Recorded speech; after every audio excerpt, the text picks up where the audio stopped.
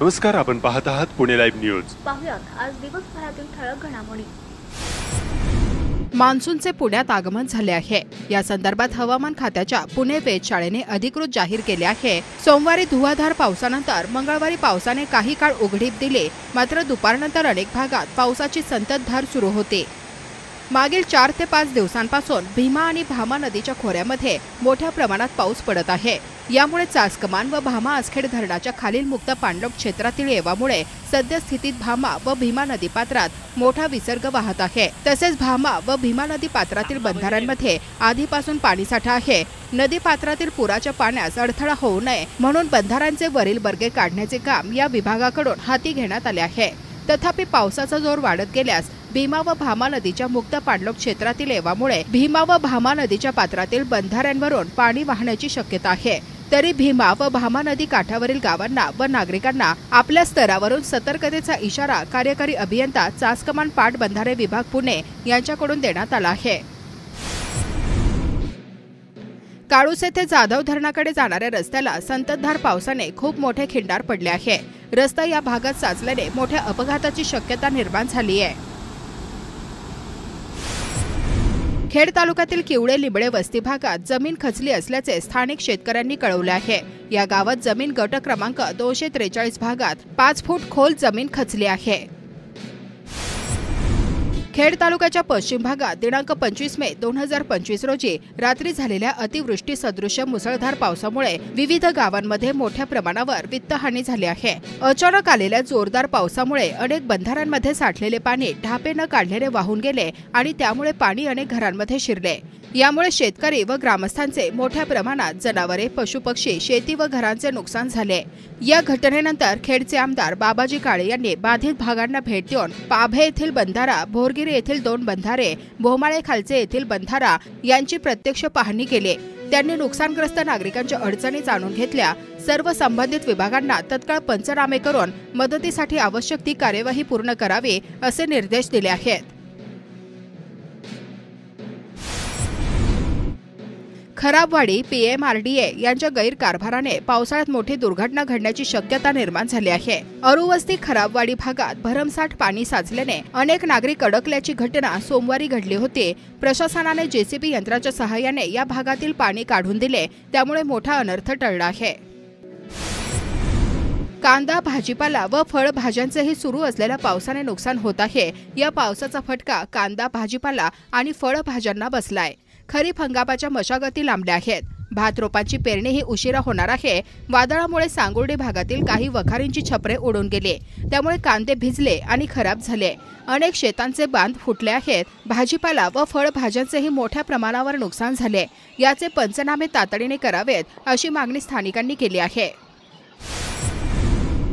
मावळ भागात झालेल्या मुसळधार पावसामुळे आळंदीतील इंद्रायणीच्या पाण्याच्या पातळीत वाढ झाली आहे।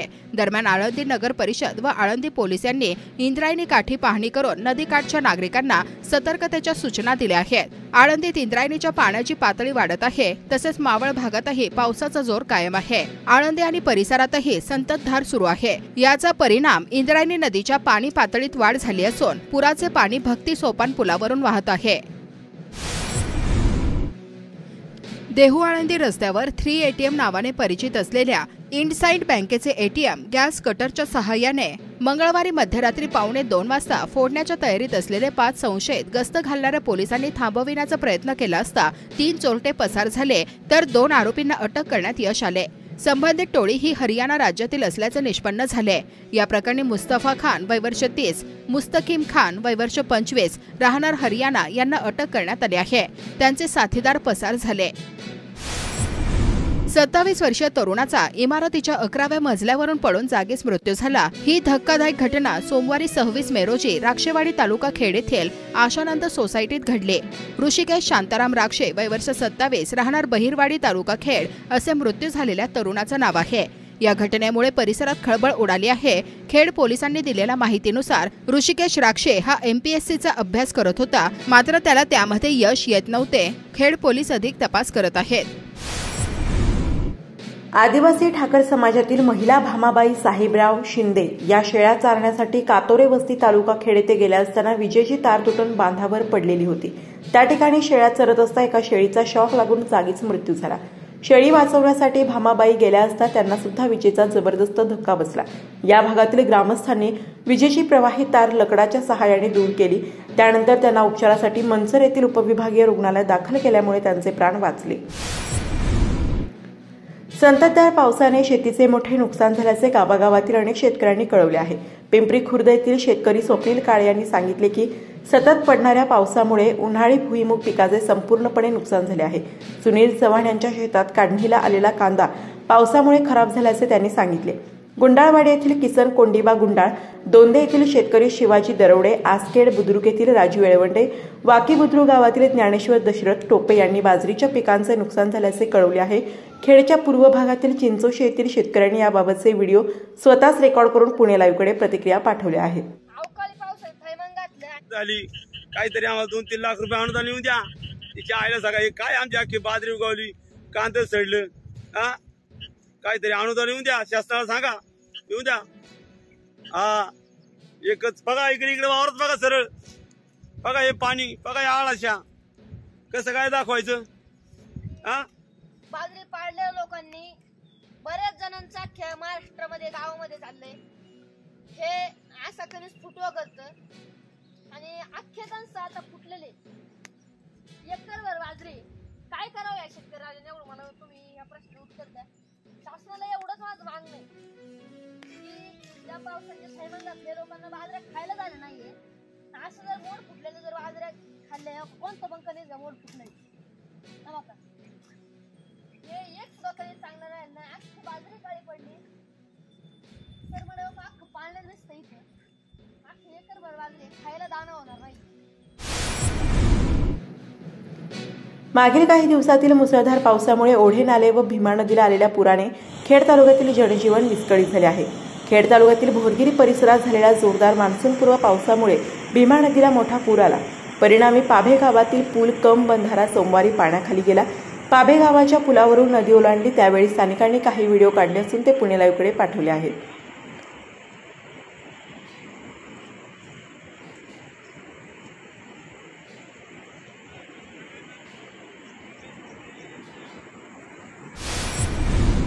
पुणे नाशिक महामार्गावर तळेगाव चौक आणि लगतच्या भागात तसेच वाकी ते मुसळधार पावसाचे पाणी रस्त्यावर साचून वाहतूक संथ होत आहे। सदोष पद्धतीने केलेल्या रस्ते बांधणीचे पितळ उघडे पडल्याचे वाहन चालकांनी पुणे लाईव्हशी बोलताना सांगितले।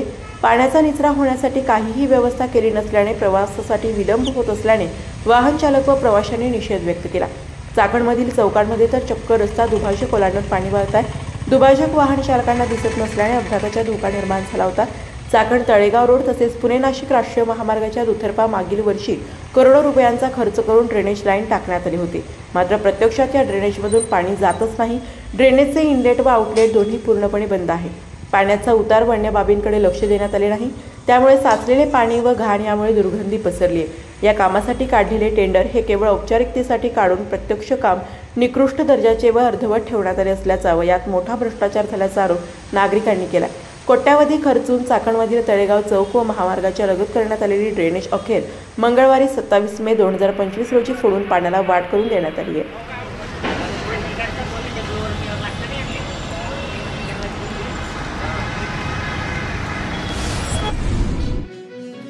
खेड तालुक्यातील चिंबळी येथील एका खुनातील आरोपीस आळंदी पोलिसांनी उत्तर प्रदेश येथून अटक केली आहे। चिंबळी गावच्या हद्दीतील श्री स्वामी समर्थ कंपनीत येथे विवेक प्रदीप सेन वय 22 वर्षे राहणार बर्गे वस्ती चिंबळी यांचा किरकोळ कारणावरून सूरजकुमार हरिलाल दिवाकर वय 26 सध्या राहणार कुरुळी मूळ राहणार उत्तर प्रदेश याने लोखंडी पार्ट डोक्यात घालून खून केला होता। त्यानंतर तो पसार झाला होता। आळंदी पोलिसांनी उत्तर प्रदेश येथून आरोपीस अटक केली आहे। राजगुरुनगर नगर परिषदेची पाणीपुरवठा योजनेची पाईपलाईन वडगाव पाटोळे तालुका खेड या ठिकाणी रस्त्याचे काम सुरू असताना कंत्राटदार कंपनी धनेश्वर श्री जेवी असोसिएट्स यांना पाईपलाईनबाबत तोंडी सूचना देऊन देखील त्यांच्याकडून जेसीबीचा धक्का लागून राजगुरुनगर शहराची जलवाहिनी फुटली। त्यामुळे शहराला होणारा पाणीपुरवठा विस्कळीत झाला असून लाखो लिटर पाणी वाया गेले आहे। त्यामुळे राजगुरुनगर नगर परिषदेच्या वतीने संबंधित कंत्राटदार कंपनीवर खेड पोलीस ठाण्यात गुन्हा दाखल करण्याची कार्यवाही सुरू आहे।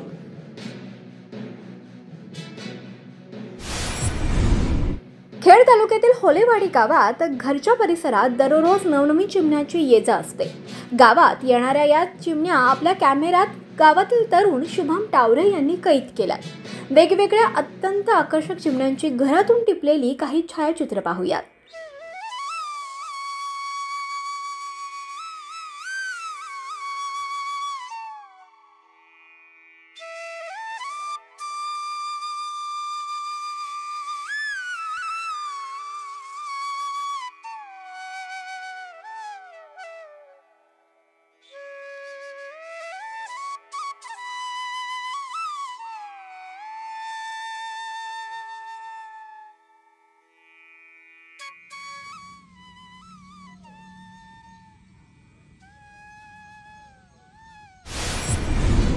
शनी जयंती निमित्ताने राजगुरुनगर येथील शनी मारुती मंदिरात श्री शनी जयंती उत्सव समितीच्या वतीनं संपूर्ण मंदिराला आकर्षक सजावट करण्यात आली.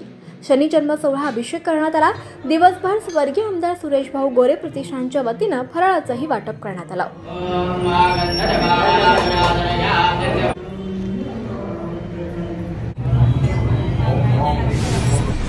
चाकण आंबेठाण रस्त्यावरील कचरा टाकण्याच्या दगडखाणीमध्ये नाणेकरवाडी भागातील कचरा टाकण्यासाठी आलेली वाहनं स्थानिक नागरिकांनी मंगळवारी रोखून धरली. संबंधित सर्व वाहने पुन्हा माघारी पाठवण्यात आली.